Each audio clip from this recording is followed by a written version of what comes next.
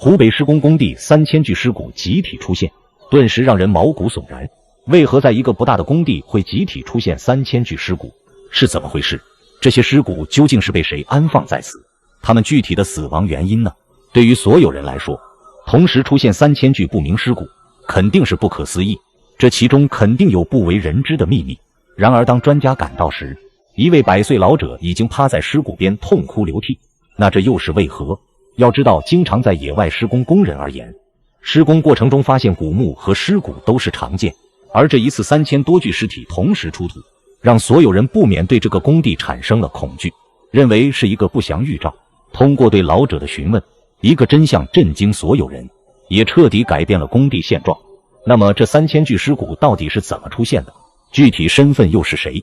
這裡是湖北宜昌高速公路的施工現場。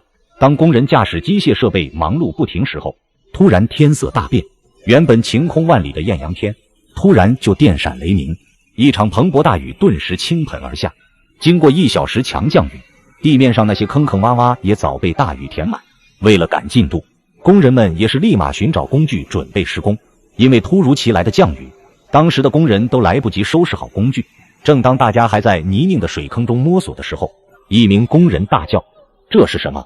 明明是鐵鍬的，如今卻變成了一根根骨頭。”好奇的工友也是紛紛上前圍觀，大家七嘴八舌。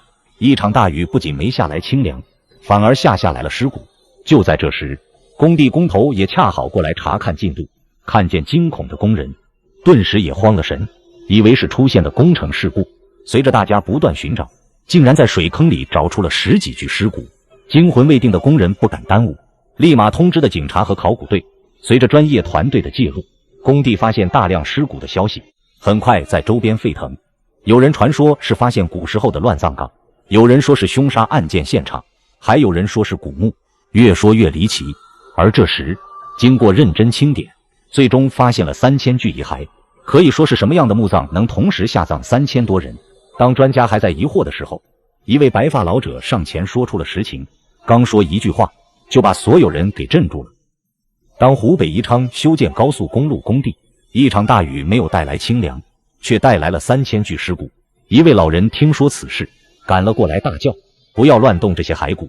此時的老人望着骸骨痛哭流涕，他告訴專家，這背後隱藏着一個悲慘的歷史。那老人的話是真的嗎？這背後到底隱藏着什麼？憑什麼要將3000人共同埋在一起？宜昌工地湧現千人冢，73歲老人來揭秘。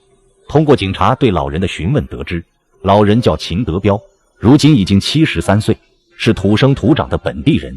據老人回憶，這些人都是英雄，他們都是抗日英雄。自己還在很小的時候，母親一邊照顧自己，一邊還要去戰地醫院幫忙照顧受傷的士兵。自己曾經也被母親帶到野戰醫院，所以親眼見過當時的戰況。雖說當時自己還是孩子，不懂得什麼是戰爭，不懂得保家衛國，但母親卻告訴自己，這些受傷的叔叔都是在保護我們。如果沒有這些叔叔與日寇抵抗，那麼我們的家園將變成地獄。雖說幼小的秦德彪不懂事，但在他眼前經常出現的叔叔都是頭破血流，還有叔叔是被擔架抬過來，根本不會說話，然後就是被其他叔叔挖個坑埋了。可以說那時候雖不懂什麼叫打仗，但他知道每一次過來都會看到陌生的面孔，他們滿臉鮮紅，表情痛苦，所以在幼小的心裡，秦德彪影響深刻。而母親常常在耳邊說起那些不知名的叔叔是抗日英雄。而在剛剛出土的白骨，恰恰就是在曾經自己小時候經常來的戰地醫院附近。當得知挖出上千屍骨後，秦德彪瞬間明白了，這些人就是媽媽所說的不說話的叔叔。那事實真的如秦德彪所闡述的一樣嗎？為什麼傷亡人數如此之多，後人就沒有記錄呢？他們也沒有被國家追溯為英烈和軍功呢？這又是怎麼回事呢？湖北暴雨沖出3000多具屍骨，老人回憶幼年經歷，跪在屍骨前失聲痛哭。他們都是守衛國土的大英雄。為了一探究竟，專家將出土的屍骨拿去檢測，得出這些遺骸年齡都在20左右，而且全部是青年男性。最值得關注的是，3位當年的老兵也來到現场，揭露事情的原委。就是視頻前這3位老兵，他們都是預備第4師的士兵，也是當時幸存者。那麼為何這裡會出土3000名士兵集體被掩埋的？背後的真相到底是怎樣的？據3位老兵回憶，當年這些士兵是為了阻擋從湖南突圍過來的日本兵，才犧牲在這裡的。他們都是當年的國民党士兵，原屬於第5戰區李宗仁的部下。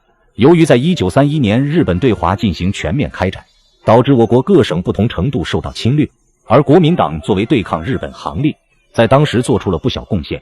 而在宜昌跟日軍對抗多年，損失慘重，戰況十分慘烈，有特別多的戰士都犧牲在此，而這3000名屍骨也就是其中的一部分。當時的場景可謂是屍橫遍野，血流成河，就像南京的大屠殺一樣。聽完3位老兵的回憶，在場的所有人都已經成為了淚人，紛紛感慨先輩們的英勇犧牲，才能有如今的太平盛世。如果不是一場及时雨，這3000名英雄也將永遠埋葬在地下，而這段尘封100年的歷史也永遠不會被人记起。為了紀念先烈，當地政府也是立馬將屍骨整理出來，將他們安葬在修建的烈士陵園當中，以此來祭奠他們。